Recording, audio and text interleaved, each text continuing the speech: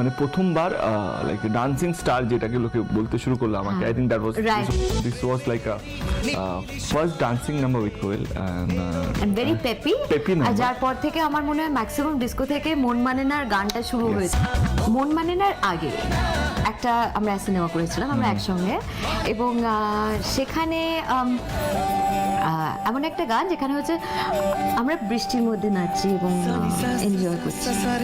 প্রথম কথা কোয়েল খুব খারাপ হিন্ট দেয়।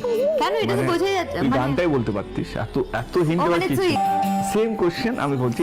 কোয়েল এমন একটা গান যেখানে তোমাকে সবচেয়ে মিষ্টি লেগেছিল। Thank you very much. হয়ে গেছে মেকআপটা ঝরঝর করে গলে পড়ছিল।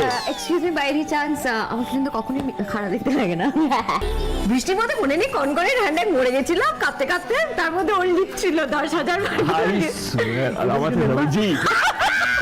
এখনো যখনই বৃষ্টি হয় তখনই আমাদের টুইটার বলো বা ফেসবুক বলো বা মেসেজ বলো ভর্তি হয়ে যায় কে দিদি ওই যে রিমঝিম গানটা শুনছি। তো আই থিঙ্ক কিছু কিছু গান থেকে যায় না। তো আমার মনে হয় কি এই যে গানগুলো নিয়ে আমরা এখন আলোচনা করছি, যে কোনো পুজোতে যে কোনো অনুষ্ঠানে যে কোনো মুহূর্তে এই গানগুলো কোনোদিনও হারিয়ে যাবে না। মণ্ডপে মণ্ডপে এই গান